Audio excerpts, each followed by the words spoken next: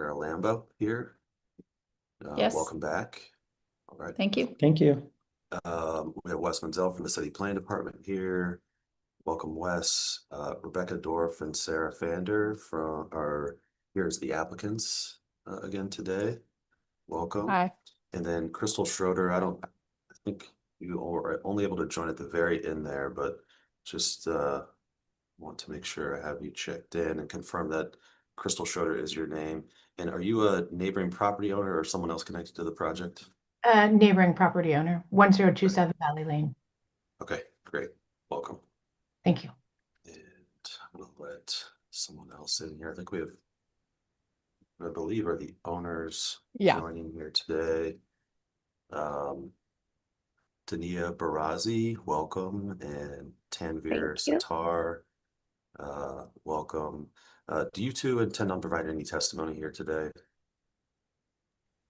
Yes, actually, Rebecca is going to present on our behalf, and then if we have anything additional that we would like to add, we'll just do it at the end. Okay, great. Thank you. Welcome. And I will say, if Mr. Sitar, and I apologize if I'm pronouncing that wrong, if he would like to testify, he'll need to appear on the camera as well. Absolutely. Right. I think he's going to pop on soon, but we can get started until he gets here. Sure. Okay. Yeah, I'm here. I'm just driving. But yeah, I can get on camera if need be.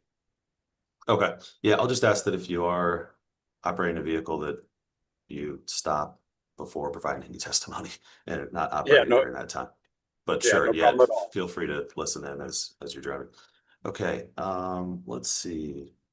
All right, we are here on case number ZH20240166. That's 1002 Marion Avenue. We are here from a continued hearing on September 10th.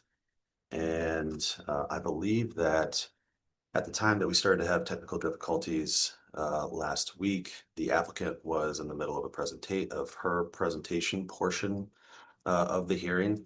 Ms. Dorff, I will turn it over to you. I think it would be helpful for you to, at the very least, summarize some of the testimony from last week.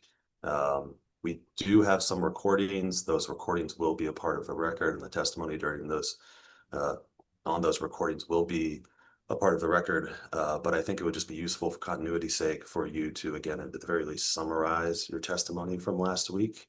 And some of the issues we discussed.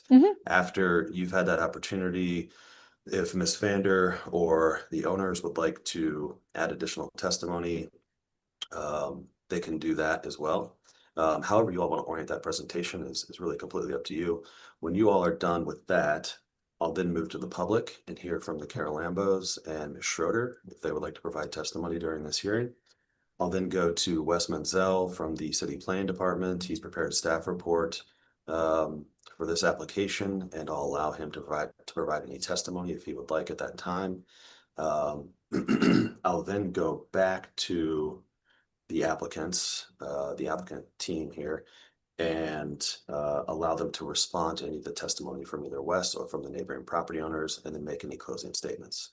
Great. All right, I think that's it. So that's sort of the game plan for how we'll conduct the hearing. So unless there's any questions about that, I will turn it over to Ms. Dorff, and we can begin. Great. So Ms. Dorff, the floor is yours. Yeah, I'm just going to do a screen share, and I'll just go through again the presentation that I gave last time. I have a little more, organize a little better and a little more detailed to answer some of the questions that had come up last time. So I'm going to do a screen share quickly. Sure.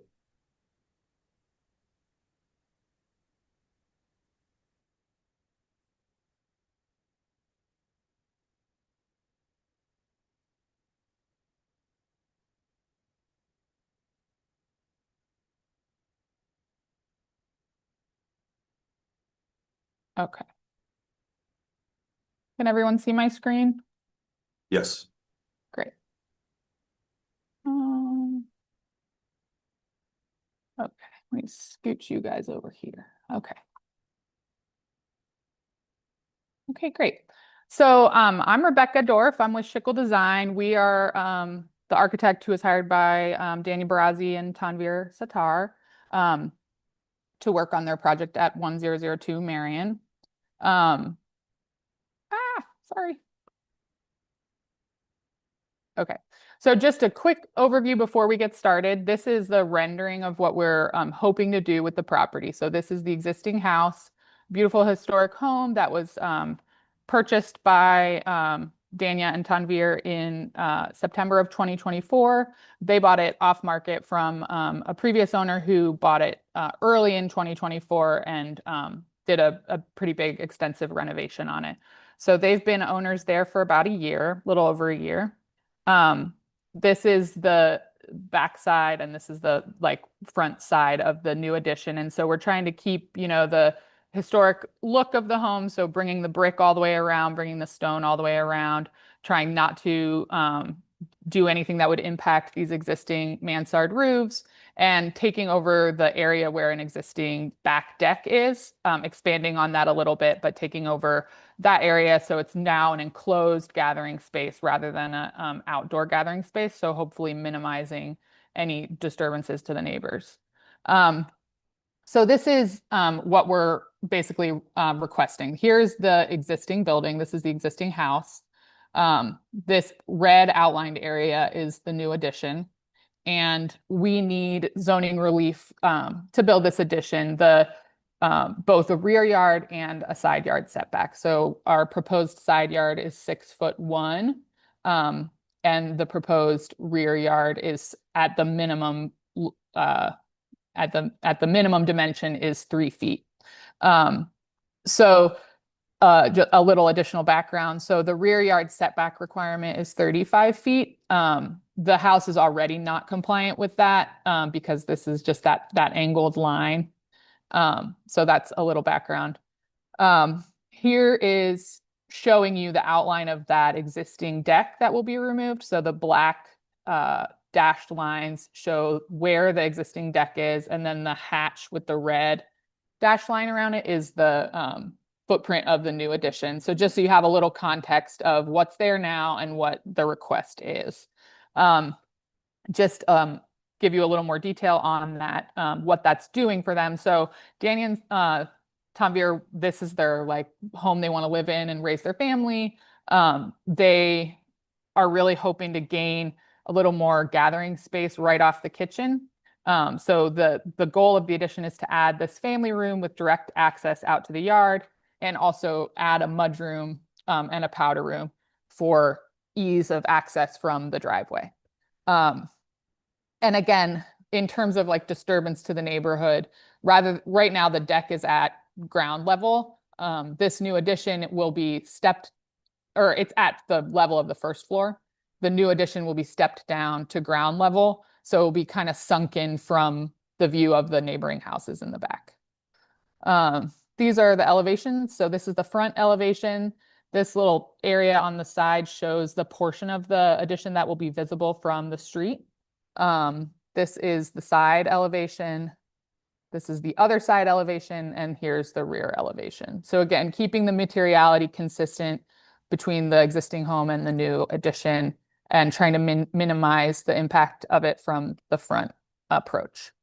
This is the existing survey of the residence. So just again, showing the location of the existing deck, the property line in blue, the existing fence. And then just a little additional context. So here is 1002 Marion right here. It has the dark black property line outline. So the footprint of the existing house is here. You can kind of see the deck in the satellite view here, but the goal is to put the addition right back here. And just a little additional context, all of the neighboring, or many of the neighboring, well, I guess all of the neighboring properties actually have, we're showing these in red boxes. These are like detached garages. So they have these detached structures that are also not compliant with the setback requirements of the zone. So really the goal for us is to basically have that same ability with this addition, to have a non-compliant use the same way that the neighboring properties do. So again, just to show you what it's going to look like, just really trying to keep like the window style the same, the brick style the same, carry this stone foundation around. And it's, you know, the floor level on the first floor is about here where my mouse is, and then it'll go down a few steps and be at this level. So it's really, the goal is really to minimize the impact to the neighbors, so it won't be very visible from the neighboring properties. Yeah, so that's all I have at the moment. I have a few other things I could share, like depending on what the comments are, but I think I'll let Dania and Tanvir say anything they want to say, and then we can move on to the public. Ms. Dorf, if I could just ask a couple questions. Yeah. I think that we last hearing may have discussed this a little bit, but just based on, I think, some of the correspondence that I've seen, I think there is some concern about light and like adverse visual impacts. And I was asking about a fence. I think you said the fence was 6 feet. I mean, will that provide any visual buffer for So neighboring yeah, there properties, is, and to what extent? I'll just move into this actually. This is the existing fence that's there. The owners replaced the fence that was there. There was an existing privacy fence there that was in not great condition, and they replaced it with this new privacy fence. So that fence has been there and will remain. And the new addition will be right here. So it'll barely peak above the location of the existing fence. It's 14 feet from the peak, from the ground to the peak. So if I go back to the elevations, the fence line is probably about here. You know, there's like the ground level, and then there's about 3-foot retaining wall, and then 6-foot fence. So I think the fence probably comes up to about here. So it'll peak above the fence just a little bit. But yeah, does that answer your question, David? It does. Well, and my follow-up would be how tall, I think I might have asked this last week too, but how tall is the addition?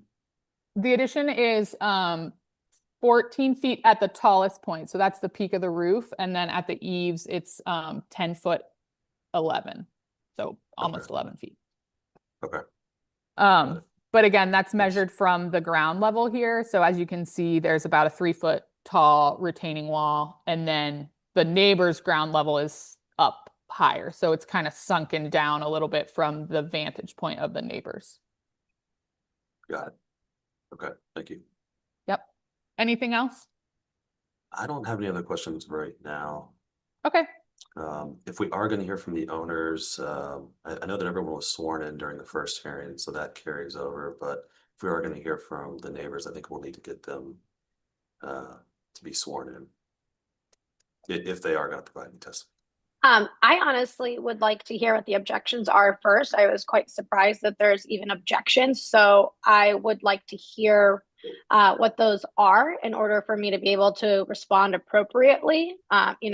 So if you need me to be sworn in now, to give you a little background of who I am, previous to me being the owner of 1002 Marion, I'd be happy to do so. So whatever order you'd want, but I do want to hear objections first. Okay, let's go ahead and just get you sworn in now. If you can just raise your right hand, I need you to answer out loud. Do you swear or affirm that the testimony you shall provide will be the truth, the whole truth, and nothing but the truth? Yes. Great, thank you. All right. Anything else from the applicants for their presentation before we move to the public? Okay. No, we're All good. right. Yeah, I'd like to hear the objections as well. Sure. So we'll move over to the Carolambos. Megan and Paul, if you could unmute, is there anything that you would like to add to the conversation here? Or if you need a minute, I can start with Michelle. No, we're ready. Can I share my Yeah. my screen? Sure. Okay, thank you.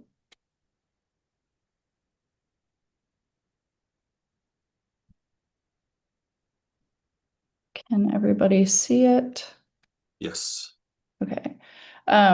We lived directly behind the applicant, and in getting notification, actually just want to point out, we received notification very late. We heard about this through our neighbors. We only got our no card in the mail just a few days prior to that. So just note, David, when you guys are sending that stuff out, might want to send it out a little early because mail is not reliable these days. But anyway, we received a notification and we are opposed to it because we essentially feel that it is just too close to the property line. I reviewed the staff report and my comments are directed from the staff report. That was what we received first. And then after the fact, we were able to get access to the drawings. So I'm just going to kind of walk through that as a way to kind of give our thoughts. The back of the property or the back of the addition does have windows, and I understand that there is a fence there, but you're bringing an occupied space closer to the property line. So obviously there is going to be additional light from the windows, as well as the exterior door. The renderings and the elevations do not show a light, but per Ohio Residential Code, there has to be a light fixture at every exterior door. So again, it's not facing our property, but it is that much closer and therefore will give light pollution. Multiple occasions in the staff report and the architect's presentation, they say that this addition is replacing the deck. And I understand that it's replacing the deck, but the deck is significantly smaller than the addition that is being proposed. And the deck, while it is not there anymore, you can look on the auditor's website to see that it was 16 by 16 and the proposed is over 22 feet by 25 feet. So I feel that is a false statement in saying that it is just a replacement. It is not. That is a significantly larger addition. The other thing that I want to point out that is talked about a few times is that many times they're saying that it is just like an accessory residential structure, and that is not the case. In looking at the surrounding properties, yes, there are detached garages, but those are in fact accessory residential structures by code. They may be closer to the property line than what is stipulated, but as with all the homes in this neighborhood, they've been here for 100 years. So they were put in before the code was even put in place. So by definition, this addition cannot be even put in the same category as an accessory structure like a shed or a garage, which that's what an accessory residential structure is. And these are just pointing out, this is taken from the auditor's site. That was the shed, and this is just showing the area of what the deck is. We have concerns because at the back of the property, there is the retaining wall. And per the drawings showing the area of excavation, while you're saying it's 3 feet from the line, everybody, even the layperson should know that when you're digging a foundation, you have to dig further out from what the actual building is. So we have some. We've talked to two general contractors and one structural engineer. All three of them have said building a foundation and trenching that close to the existing retaining wall will compromise the retaining wall. And that retaining wall holds up the back of our property as well as the side property. So we have some serious concerns that doing an addition and a foundation so close to this retaining wall could compromise the retaining wall and therefore compromise both our yards, and our garage is pretty close back there as well. So it's definitely very concerning to us. And so this is the pointing out where the property line is, and then the area of excavation, and then this is the wall. This is our garage back here, and then this is the neighboring property. While they is just a yard back there, you know, there is a really large tree back there.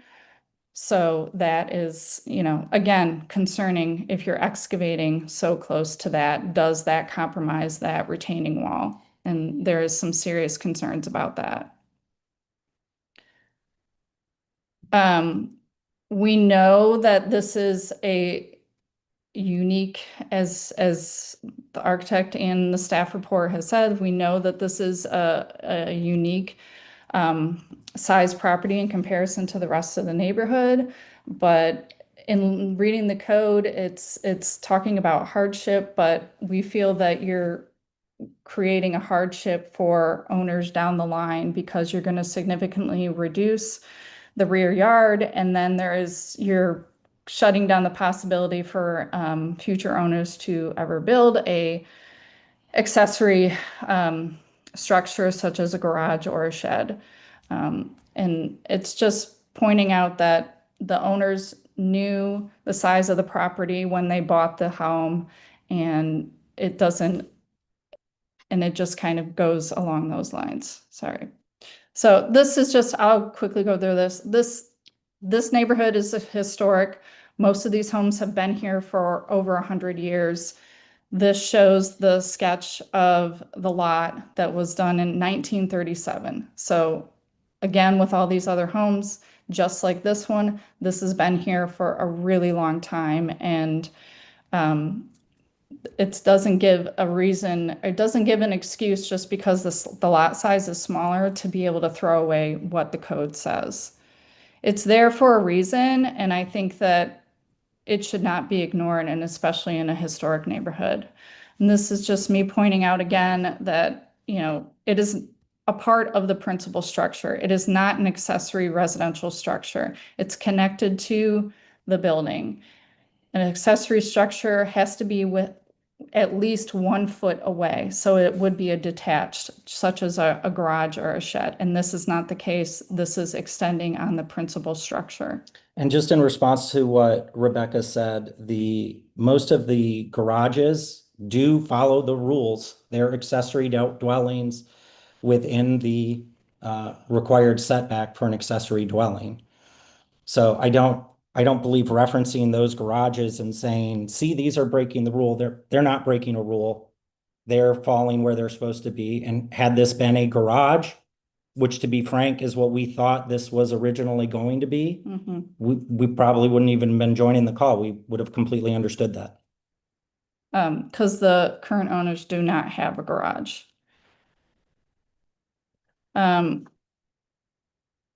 This is maybe just a question to the architect. You know, your drawings and your renderings are different. The renderings show a chimney stack, which is significantly higher than the 14 foot at the peak. So again, it's very, very close to our property line, and the renderings show that the chimney stack goes all the way up basically to the second story. And as noted in the renderings, every inch of that chimney stack is above the fence line. I realize that Rebecca has stated that the fence line and a retaining wall, the fence is not on top of the retaining wall. The fence is behind the retaining wall. So the retaining wall height, it's not the retaining wall height plus the fence height, which gives a total height. The retaining wall goes up and the fence sits below it. Another thing that's worth noting, we don't really talk about this anywhere, but I think it's worth noting based on Rebecca's testimony. The neighbors did in fact put a new fence in. That fence is not on their property. They removed a fence that was on our property. So had the fence been properly located where it should have been on their property, this building that they would have been proposing to do would have been set even further back because the fence line would have been further back as well. But the fence contractor who we talked to after we basically, essentially our fence was knocked down. We showed we saw it on a camera, came home from work, talked to the fence contractor because they dropped it into our landscaping. And then we were like, what are you guys doing? Did you pull, is it based on site or anything like that? They said, no, we're just replacing the fence directly where it was. We weren't going to make a big fuss about it. We let them replace the fence line where it was. But if you're going to reference a fence that you put up, it would have been nice if that fence was actually located on your property. Paul, a couple comments ago, you mentioned something about the retaining wall and the fence. Did you say the fence sitting below? Yeah, so the retaining wall, The fence is on top. yeah, so the way that's, so we've got one pin that locates the back of our lot.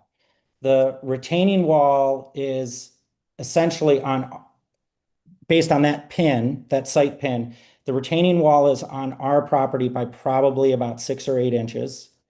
And then there's about a 6 or 8 inch gap, and then the fence starts from there. But the retaining wall essentially comes up like to this height, and then the dirt is down here, and the fence is down on this level.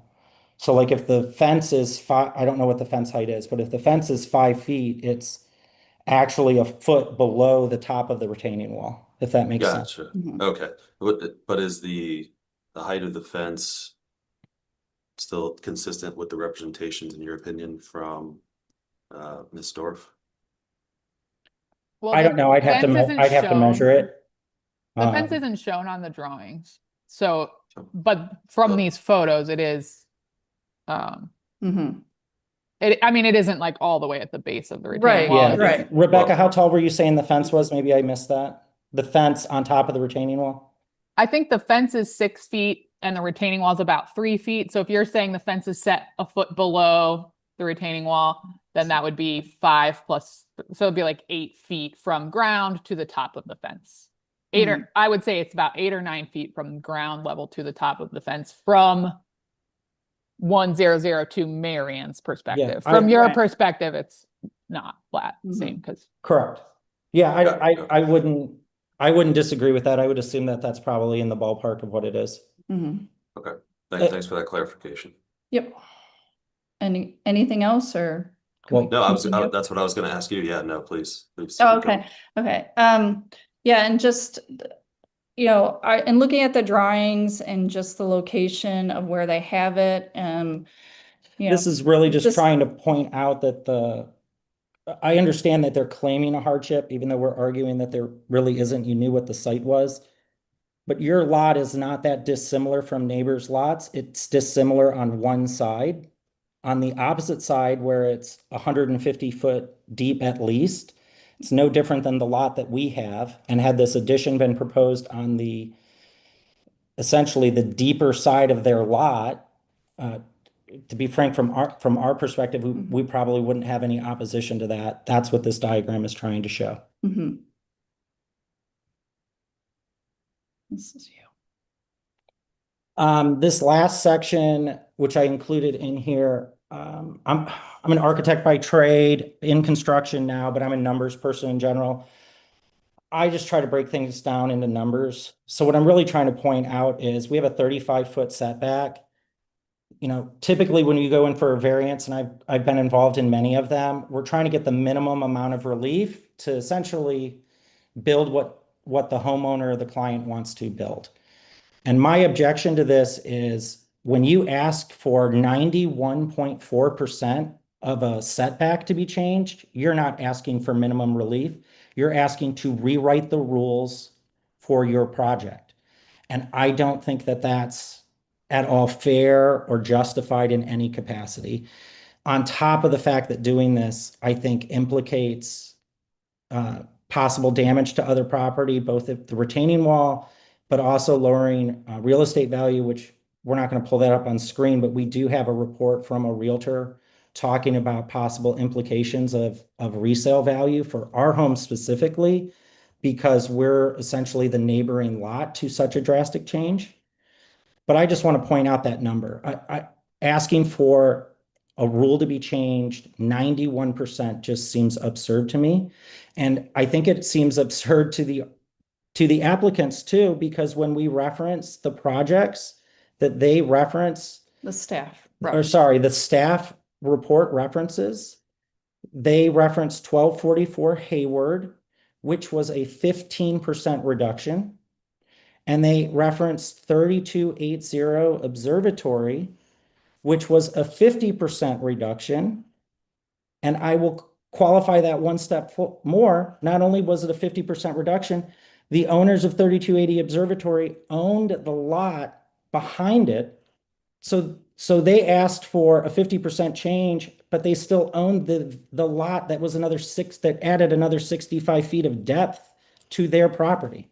Mhm. I just don't think that the staff report showed any comparison that's ever allowed something like this. Right. And 1244 Haywood, that was a 3-story addition, but they demolished an enclosed addition there, and it was requesting a side yard setback, and that was only 15%. But the neighboring lot that it was next to was a vacant lot.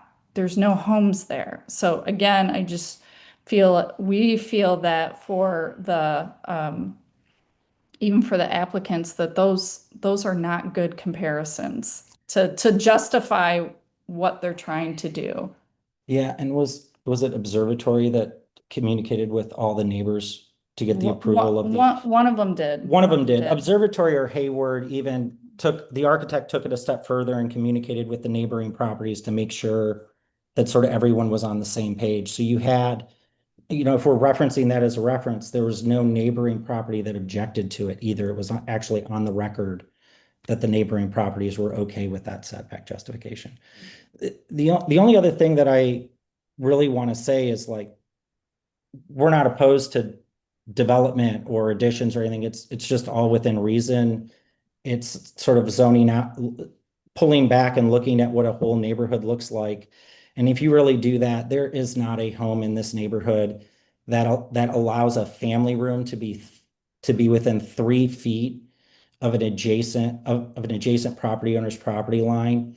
I mean, we have landscaping and patios that go to the edge of our property line. So what you're really trying to do today is put your family room 3 feet from where we spend a lot of our times and our kids spend a lot of our times.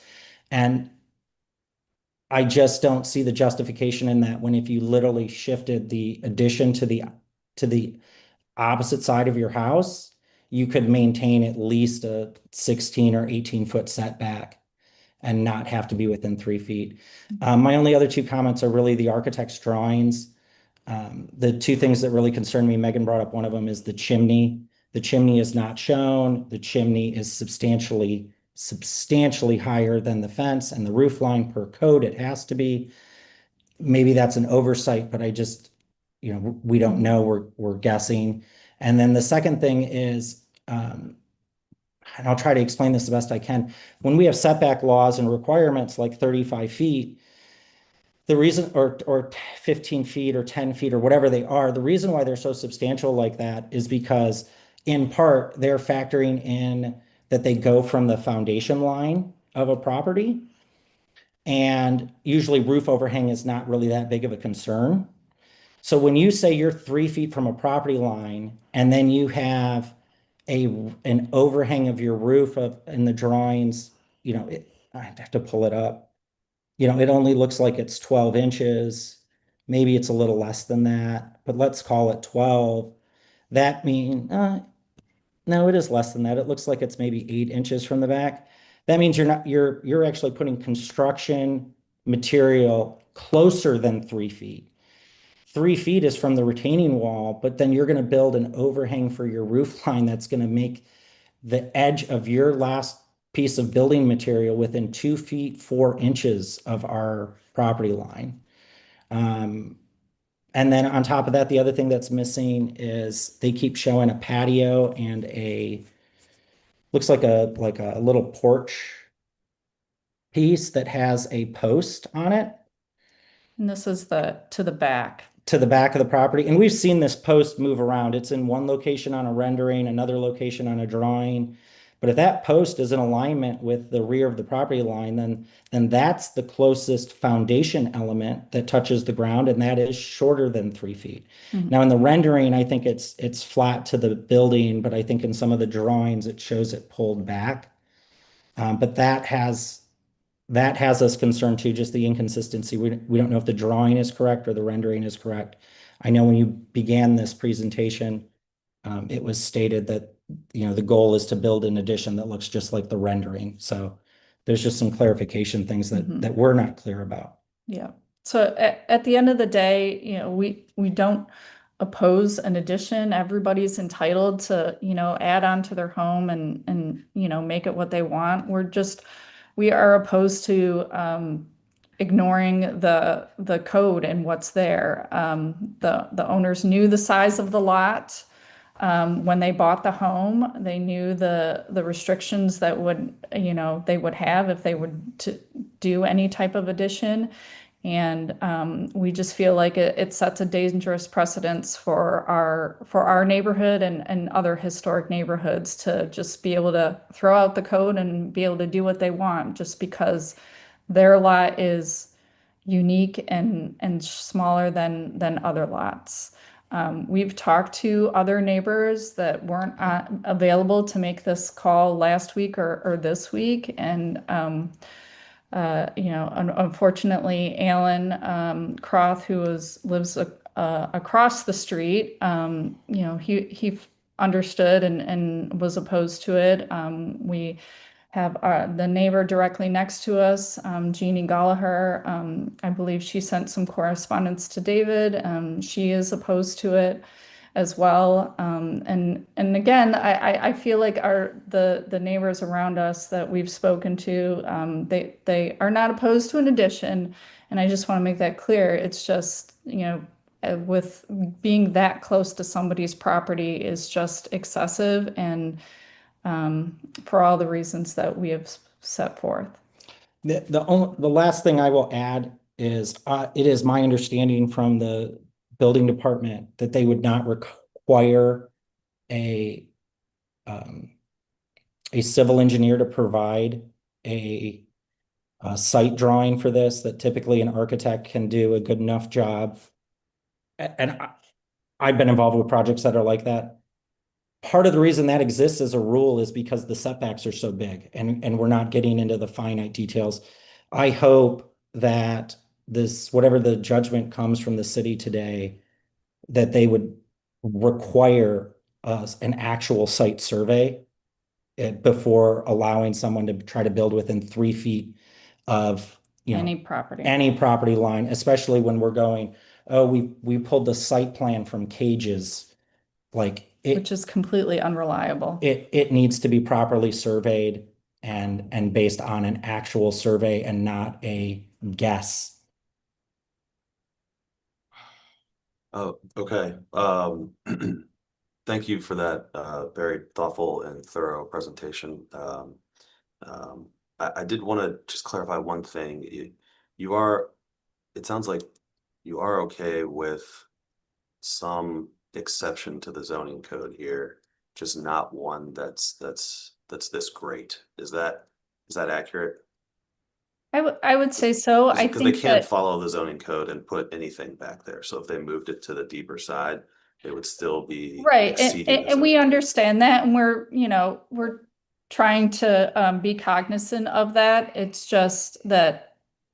So, look, this was difficult for us because in our house, we went back and forth of trying to make what we thought would be a reasonable statement of how far it should go back, what is a reasonable setback, things like that. I don't know where we ultimately land. I feel like we couldn't even agree between the two of us of how far we thought a setback should be. We kept landing on, it's 35 feet. If you adjusted that to 20 feet or 25 feet, how upset would we feel about it? How would we feel the same way? And I think if it's something reasonable like that, like it's a 20-foot setback, honestly, I don't think we're going to have that. We're not going to have the same passionate response that we're having today. Right. And I just want to point out, you know, we're very aware of this. Like Paul said, he's an architect by trade. I'm an urban planner, so I understand code and all the rules that go with it. So I've been involved in these kind of hearings, and so again, we're trying to be, you know, good neighbors, but at the same time, you know, we can't just throw away the rules and what's in place. So to Paul's point, yes, we have been trying to come up with, you know, what we feel is fair and reasonable. And it is a hard decision. For sure, but we do feel like We're not anti-development people. no. So like we get frustrated when there's comments like that. Like we appreciate people want to add on to their house or do things. I just think there has to be some neighborhood context with it. Mhm. And by the way, that's in opposition to a handful of our neighbors that don't want to see anything happen or get built. We're not that extreme. It's all about what's reasonable. Okay, great. Well, thank you very much again for your time and your testimony here today. You're welcome. Thank you. Thank you for allowing us. Of course, And for rescheduling. sure. I'm gonna go ahead and move over to Crystal Schroeder. It looks like she may have someone else with her now. Are you, yeah. hi, Ms. Schroeder, are you both gonna be providing some testimony now? Sure, yes. So this is Okay, my husband. We're both Okay. homeowners at 1027 Valley Lane. Okay, could you give me your full name, husband? Tillman, Tilman, and also Schroeder. Okay, and I'll need you to raise your right hand. I need you to be sworn in before you provide testimony. So if you just raise your right hand and answer out loud. Do you swear or affirm that the testimony you shall provide will be the truth, the whole truth, and nothing but the truth? I swear. Okay, great. What would you all like to add to the discussion here? So, you know, we've just been listening, and Tillman and I moved into the neighborhood in September of 2023. We purchased the house in June of 24. And we actually, you know, this is very interesting to us because we immediately began renovating our house. And one of the things we wanted to do was add an addition to I guess it's the west side of our property, and it would have been within the 10-foot setback. And considering the zoning requirements and things, we decided we opted against it because of the fact that it would be too close to the property line. We also considered adding an addition onto the back. I mean, we also consider maybe adding something onto the garage, which in this case, it would be very similar to this kind of zoning hearing where it's just too close to the property line. So I think for us, it's very similar to the Carolambos. We're not against adding on to your property. We are actually doing the same thing just within the footprint right now. But I think you know, since we went into this and into our renovation, investigating what's possible, we found that it wasn't, we decided to do something different. Now, if we could disregard the zoning requirements, we'd also like to build, you know, but then it sets up this daisy chain, this domino effect in the neighborhood. And I think people live in this neighborhood to have these large setbacks, right? It's part of the property value as well. So I do agree with that point. I'm not against it, but again, I do think it's very, very close. 3 feet is very close. And it opens up other things. It opens up us wanting to add on additions and things like that. So for us, we're really here more to learn, listen, understand, you know, learn what we can do possibly in the future, but then understand, you know, how our neighbors feel about additions and things. And for us, we made the decision to do something different and not go within to the 10-foot setback on the side of the house.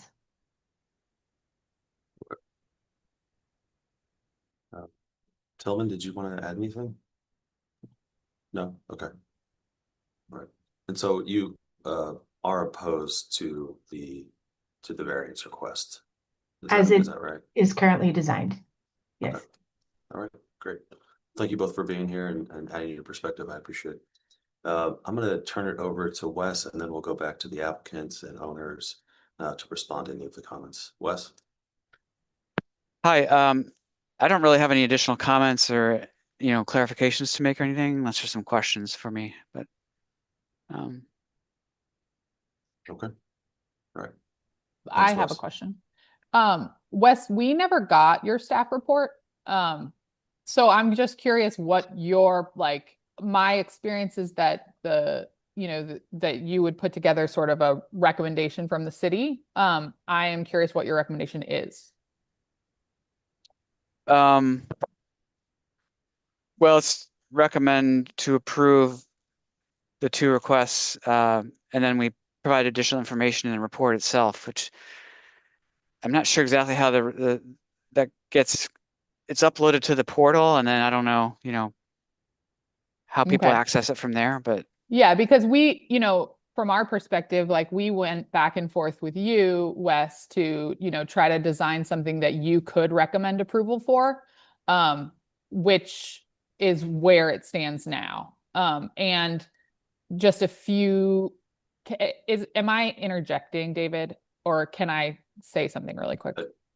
No, yeah, sure. I mean, I think Wes just said he was here to answer questions if anyone had any. Okay. But once, I think you can move into your rebuttal. Yeah. I just at wanted any to be time as on well. record that it's his recommendation to approve. Yeah, the staff report is a part of the official Yeah. record. And Okay. so, and that staff report does reflect that he is recommending approval of both Okay. the variance requests. And then just a quick response to the Carolambos, about the discrepancy. I have a question for Wes before we go into rebuttal. Okay. So, okay, I'll allow a question. That's fine. Have you approved any other properties in this neighborhood with a 3-foot setback? I can't remember specific approvals for anything anywhere because the volume of work that we have, I don't try to remember all that stuff. So Out of curiosity, what was the last approval you gave? well, I'm not sure I understand your question. Like, I'm just curious what the last one you approved was. How big was the setback change? For like the last staff report you wrote, just any project. Don't care where. Let's see here. Let me get my stack of staff I would reports. say that's not really So, relevant. Yeah, I think it is. I think it is sort of irrelevant. Also, the semantics are a little off here. Like, he doesn't approve anything. It's actually myself that has to do the approvals on the variances. He just makes a recommendation. His office makes a recommendation and That's fine. does an evaluation. And he does do hundreds over the years. I know they probably do. That's why I asked the thousands of question. these. So, So, to look at one and the most recent one, I don't think is totally relevant or would provide any real value. But so I will just make a general comment that sure. our review and report on a zoning variance request is trying to balance all the interests involved. And so, I did make a reference to a couple other cases, and I think those are in general, just showing that there are variances for side and rear setbacks throughout the city. The specific context and parameters of each case is totally different. So, in this case, the applicant really has to prove their case, and we provide little, context, in general on what they've requested. But, ours is just one opinion, so that's, part of the process. So, thanks. So Wes, you're saying that when you review these projects, every property has a unique context that you consider, and so none of them are sort of like for like. Is that right? Yeah. Okay. And all right, Ms. Dorf. yeah, sorry, you have just a more few questions quick for Wes? clarifications and responses, but I don't have any more questions for Wes. Okay, great. Floor is yours. Okay. Just to respond to the Carolambos in terms of like some concerns about the drawings and the discrepancy between the renderings and the drawings. So that is totally a valid point. There are some discrepancies between the drawings and the renderings.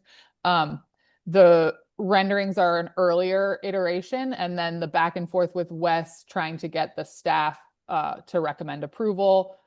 We revised the drawings to make sure we were doing a 3-foot setback. We removed the post, like we did the things so just to say that the construction drawings aren't complete yet. Like we're in the schematic design phase, we wanted to try to get the general approval first before we dive into that in case we need to redesign it with, any of these concerns in mind. So when we do the full construction documents and complete the permitting process, because we're not done with the permitting process because this is kind of the first step, we would have all the structural information in there, any of your concerns about the retaining wall and the, foundations, like all of that would be accommodated for by our structural engineer, and if required, a civil engineer. So just to tell you that that is something that we will do. And also you go with the drawings, not the renderings, if you have, if there's a discrepancy at this point. The second point would be, just to say, we're not throwing away the rules. I mean, we're here at the hearing requesting a variance. So we literally are following the rules. That is the process that we're going through. So I understand that you will have the comments, and we're so happy to hear them. And, depending on the results of this hearing, there may be some redesign involved, and, we're more than open to that, but I don't think it's totally fair to say that they're just throwing away the rules. I mean, throwing away the rules would be just building it and not getting, they're not throwing away the rules. We're trying to abide by the rules. We're trying to ask for an exception within the rules. So we understand that we're asking for an exception. So that's all I have to say.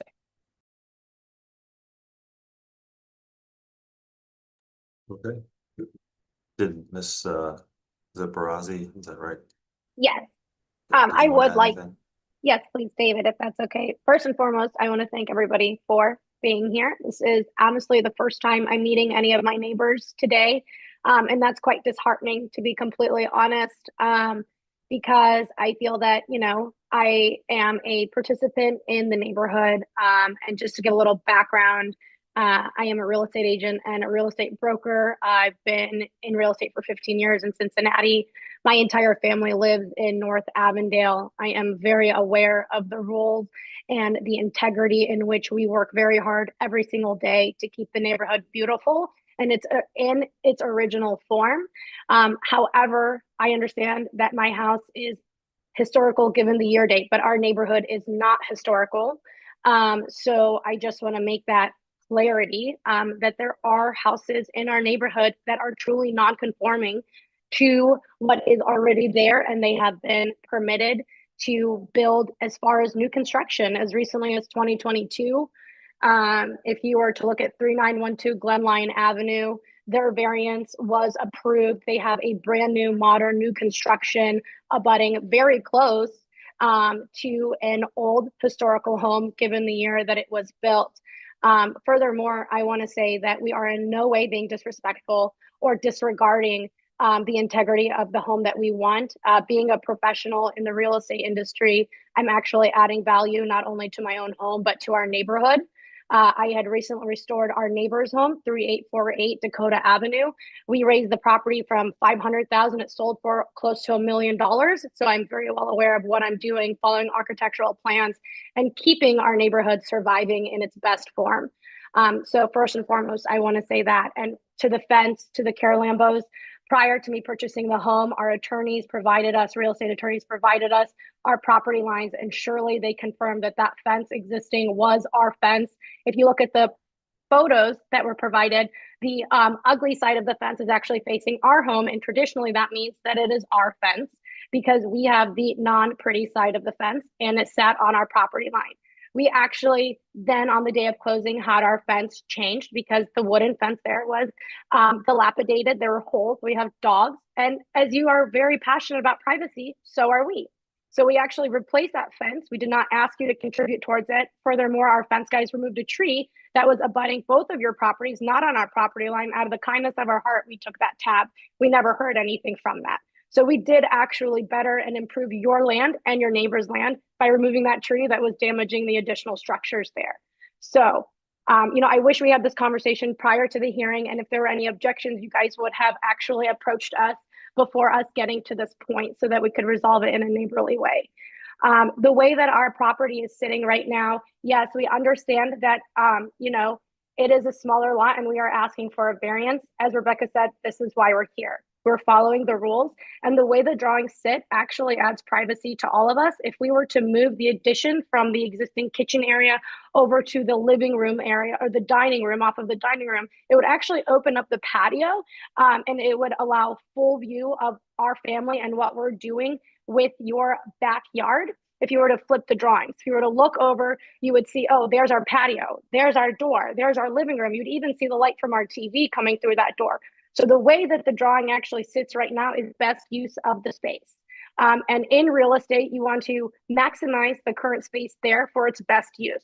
Therefore, as all of us are professionals, we have concurred that the best use of space for this area, because we cannot build a garage, we have to park. That's a different story altogether. And we purchased it knowing that we have to park behind each other and that we're one of the very few houses that do not have a garage. So if we're adding value to neighboring properties, including ourselves, the best use of space would be an addition, a family room. And that would also then assist in the functionality of this home. As you know, an old traditional floor print of a home, it doesn't have much flow. As far as families, we are thinking about the future buyers if we were ever to sell this home, which we're not considering selling at all, which is why we want to expand and live there long term. You cannot have there's no addition to the kitchen as far as having your family there, being able to gather, being able to watch your kids play. If I have a 3-month-old right now, there is nowhere for me to put her. There's the kitchen if you look at our floor plans, and then it leads into the dining room, and the living room is in the front of the house. I am in no way have any flow in order to manage my family. And yes, I was aware of the floor print when we purchased the house. What I was not aware of is that our neighbors would object. And Crystal, I'm very sorry that you didn't go for the variance. You should have tried, because I would not have had any objection. And I would want you to enjoy the land that you've purchased with your family and be able to expand in it.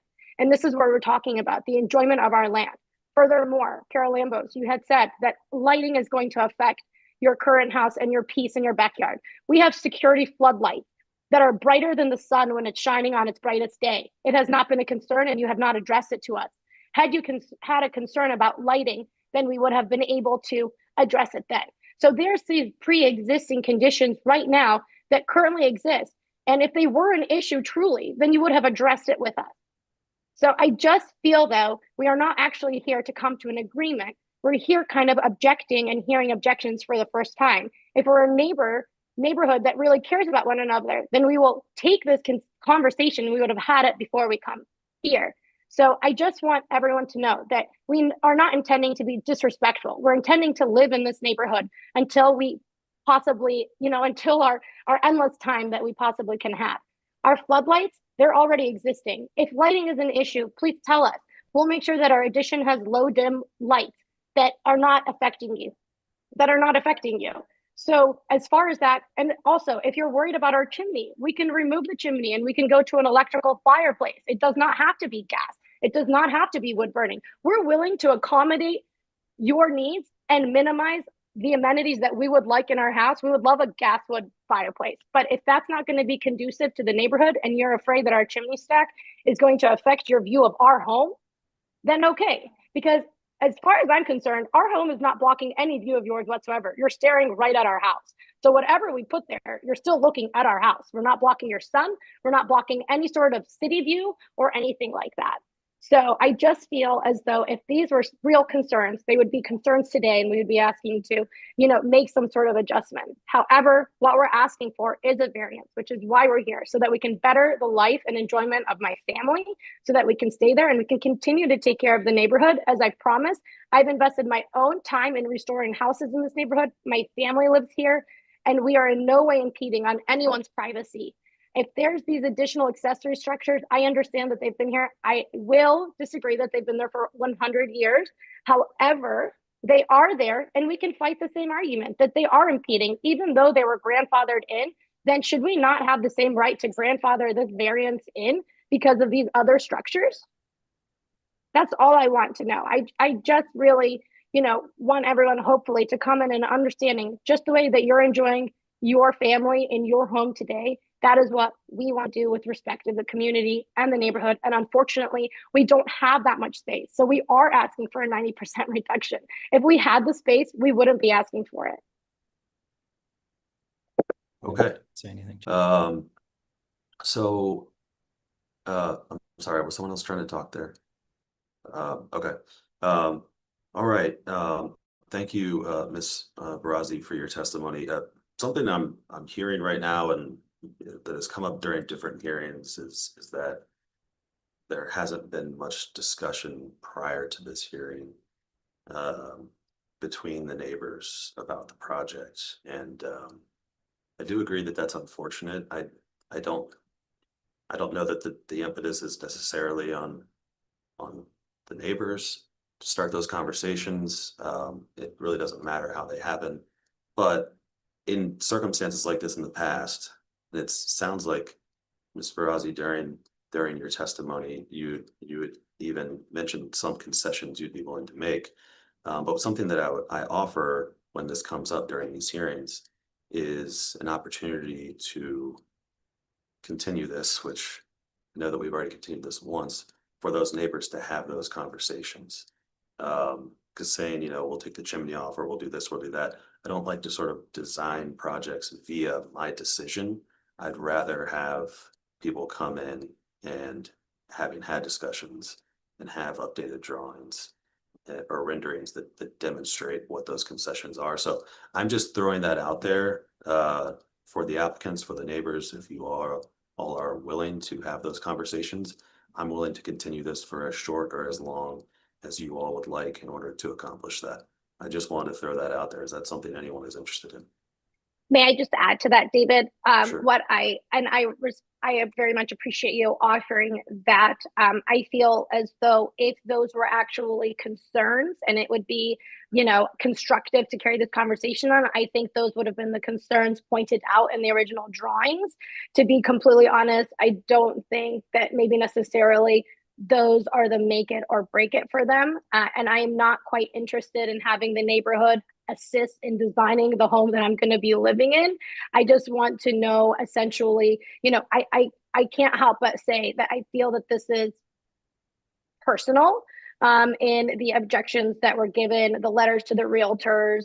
And, Alan, she had mentioned that she spoke to Alan, but Alan stopped my husband the other day in the morning and said, hey, Tanvir, slow down. I want to talk to you. And Tanvir can speak, it's not hearsay.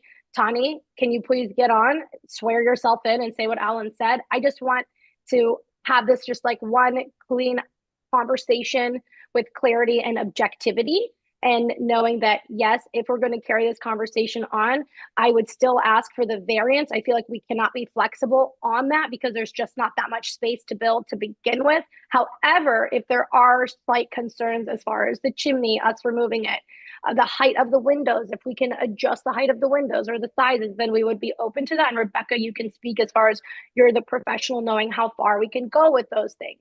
But if we were going to carry on the conversation, then in fact still approve the variance that we're asking for. However, then any sort of obstructive, design that would truly be an obstruction to the neighbors, then we would reconsider and revise. Okay. And So I will just sure. add as well that I was on an email with from Alan to you, David, and Wes, that he was saying he couldn't attend today, but he's not in opposition to the variance requested. So just wanted to and that no one should say otherwise. So I just wanted to point that out to you again. Sure. Yeah. Alan did send an and I'm email happy late. to. Alan did send an email late yesterday that he was not. He and his wife were not opposed to the variance request, but that no one should speak on their behalf, stating otherwise. Yeah, that's on us. I mean, to that end, it is just hearsay. It's something Alan told us, but we should not have referenced that. I would agree with that statement. Understood. Okay, so I just want to clarify with Dania. Dania, you're saying you do want to move forward with this today as proposed, and you do not forego any discussions with neighbors about any concessions or changes to the project before going forward. Is that correct?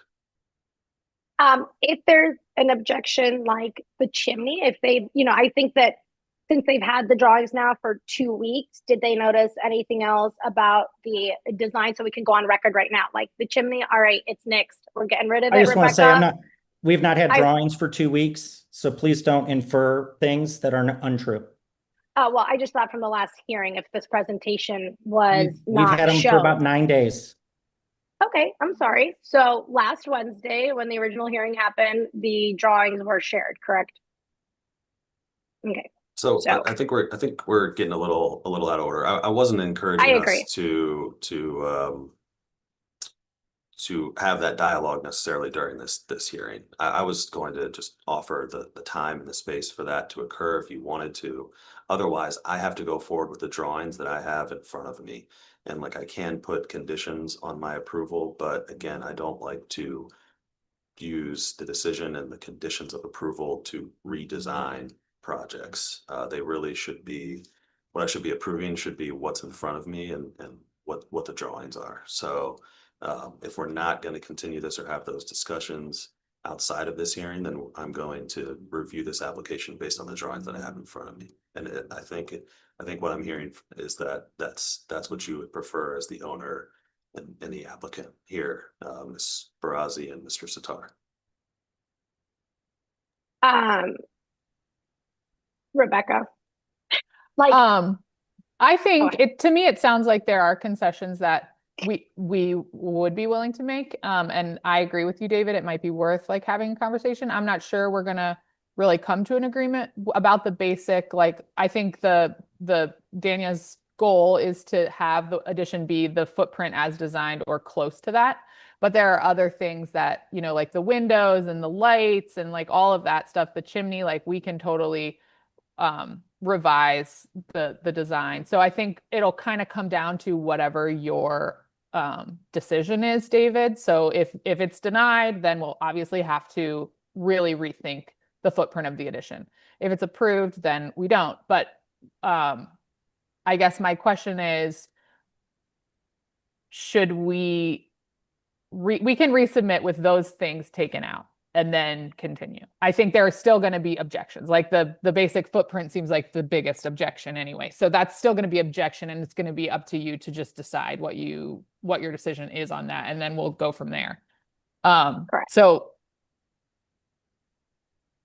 what I guess my question is, can you just have all this information as you're making your decision and put some conditions on it, but knowing that we are trying to request the footprint as designed. So give us your ruling on that, and then we'll go from there, I think is what we should do. But knowing that we are willing to concede on all the other things like windows, chimney, you know.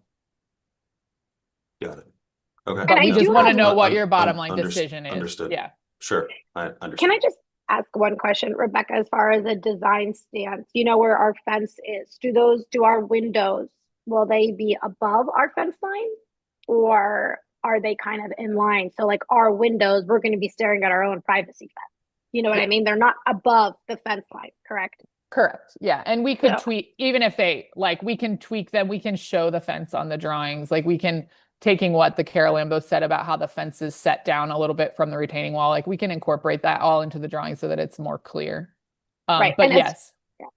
And as far as like light shown and whatnot, I mean, we have blinds for all of our windows. And I would suggest maybe our neighbors I'm not saying anything, but sometimes we can see directly into homes when it's dark, that they're, maybe suggest window treatments, because we can see actually the light coming in from our neighbors' homes as it sits right now. We don't have any windows on our backside that would not have window treatment, except for our original window on our staircase that is a designed window. So we are also considerate with our designs that there is window treatment for all of our windows, as far as the patio door and those two that would be closer to the property line facing our privacy fence. Thanks, Rebecca. And we're happy to put that, like if there's conditions, David, we're happy to incorporate that into the drawings, like conditions about window treatments, conditions about types of lights, conditions about, anything. Yeah. Okay. So I appreciate that. And knowing that we're going forward today, I just wanted to ask it. And I think Ms. Barazzi covered responded to a lot of the concerns from the neighbors, but just a couple notes that I had, that there were concerns about the structural integrity of the retaining wall and that being impacted, building and digging so close to that retaining wall. Do you have any response to that, or are there any steps being taken to ensure that that retaining wall? Yeah. So we have a structural engineer that, you know, we are trying to get the response, basically the permission and the approval for this variance before we dive, like, you know, more into the like completing the 100% construction documents. But once we have the basic approval of the footprint, we would consult with our structural engineer, and he would design, you know, a system that would make sure that the existing retaining wall is not compromised. Okay.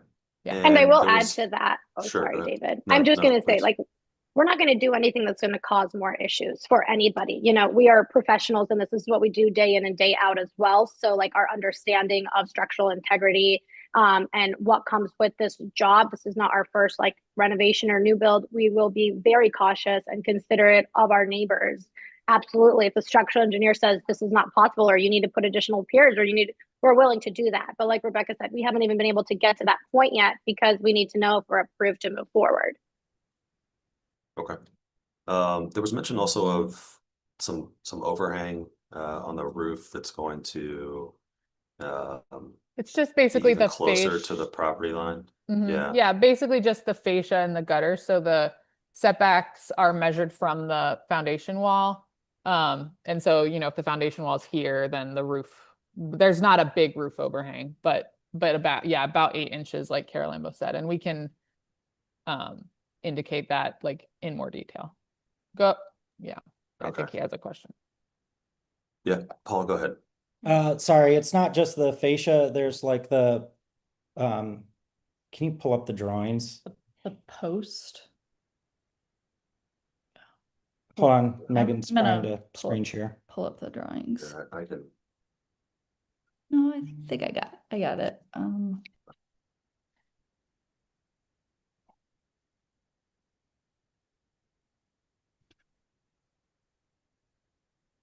I mean, again, it's the difference between the rendering and the drawing. If this We're going is- by the drawing, not the rendering. Yeah, if this is Yeah. accurate, you know, I don't really have an objection to that. In the Yeah. rendering, it was this line coming all the way up. Yeah, the rendering was kind of earlier in the design process, and then we did some back and forth with Wes, trying with the goal of getting a recommendation for approval from at the staff level. So then we tweaked the drawings. So the drawings are what you should go off.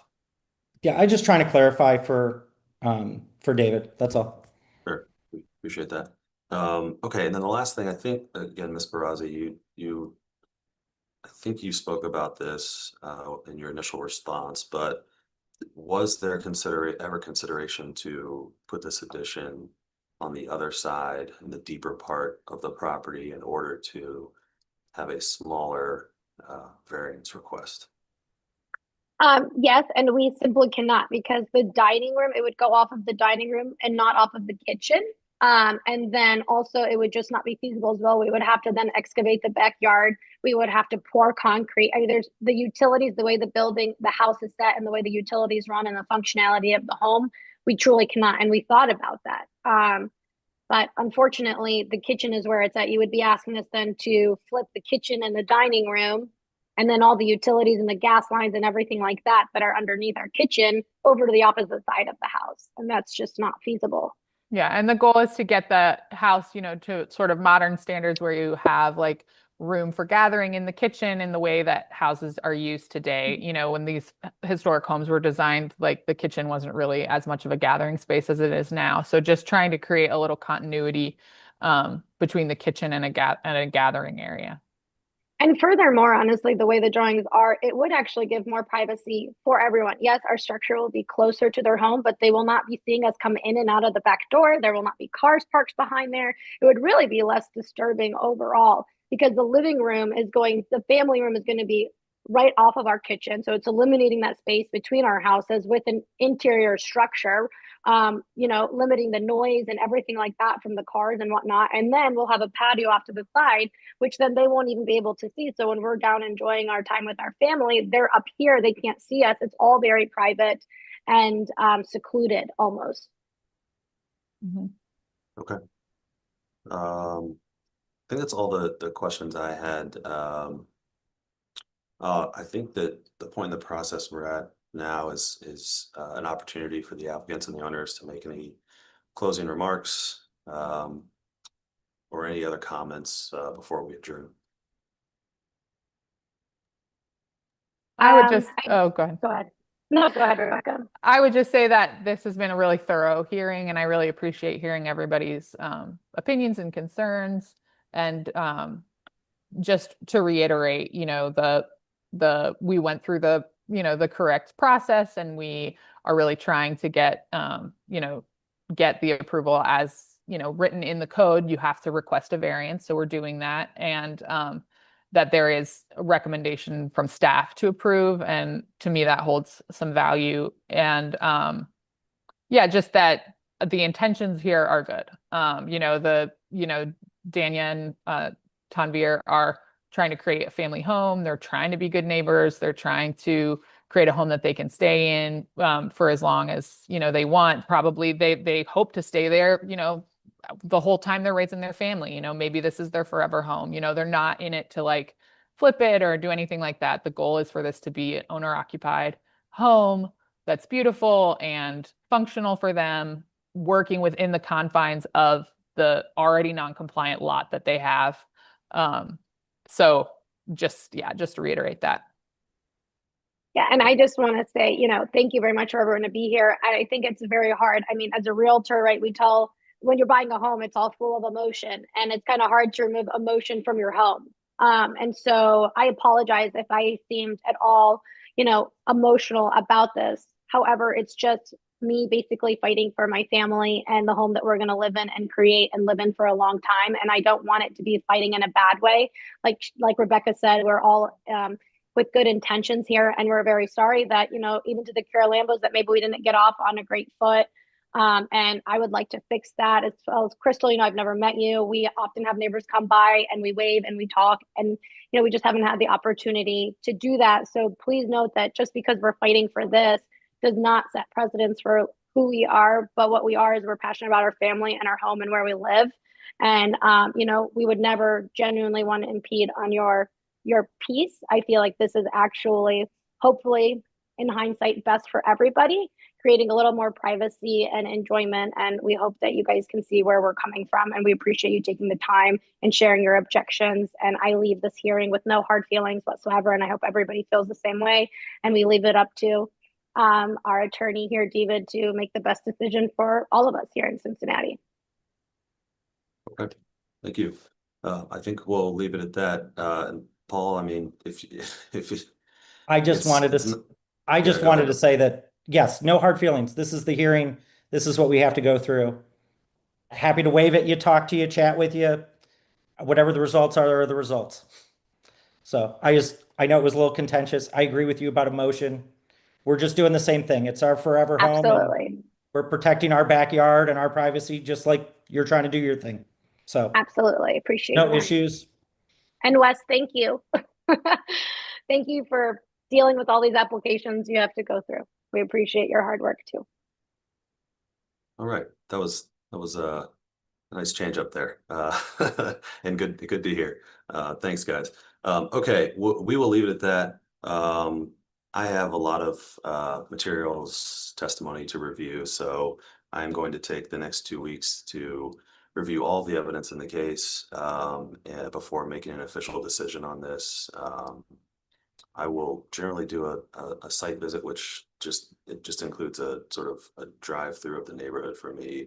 I usually don't even get out of my car, but just to get some more context, some on the ground context, instead of just using Google Maps. That helps me make these decisions as well. So I will do all of that, and then I will write up a formal decision. As soon as I finish that decision, I put it into a PDF and I'll email it to everybody who's in the hearing here today. You all have a copy of that in your inboxes really just moments after it's complete. If it's approved, then Wes can sign off on the zoning and you all can take the next steps. Whether it's approved or denied, it is subject to an appeal. So either side, if they don't get the result that they want, can file an appeal within 30 days to the Zoning Board of Appeals, and instructions on how to do that will be on the decision itself, along with contacts if anyone chooses to go that route, if they don't get the decision that they wanted here and want another board to review this. All right, any questions about the process or anything like that before we go? I do want to say also that I can't take in any more new evidence. So now that the hearing is closed, oftentimes folks will think of something that they wish they would have said or that they forgot to say. I know that's frustrating, but if you send it to me, I won't consider it. I'll delete it, or just not look at it at all, because I'm not allowed to under the rules. If you do have a question about process, procedure, where I'm at in the decision in terms of like the timeline when it's going to come out, if I've released it yet, anything like that, process-wise, I'm happy to answer those questions. But again, anything evidentiary in nature, I cannot and will not consider. Ms. Can I Dorff, ask did a you have a quick question? question?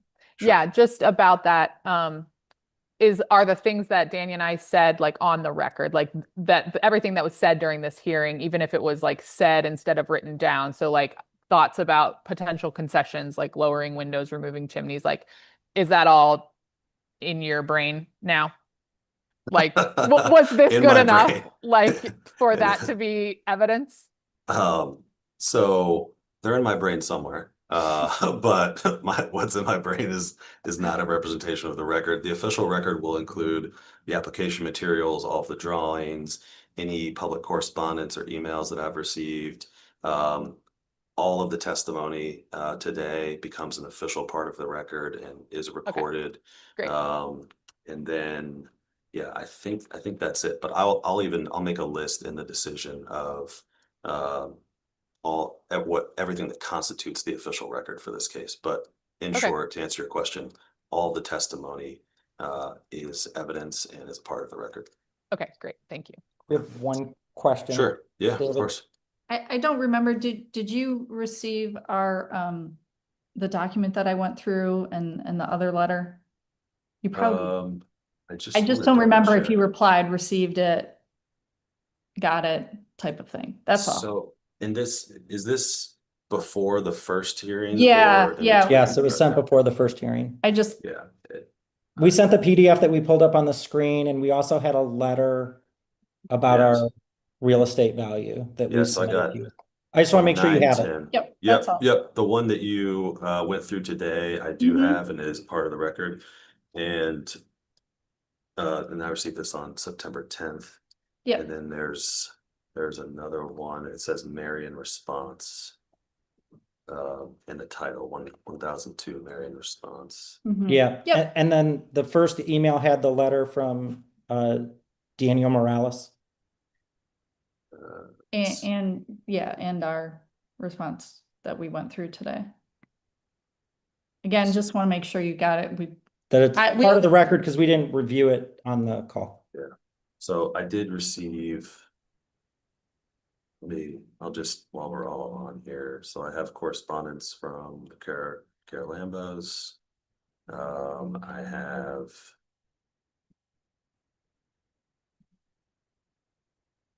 Sorry, guys.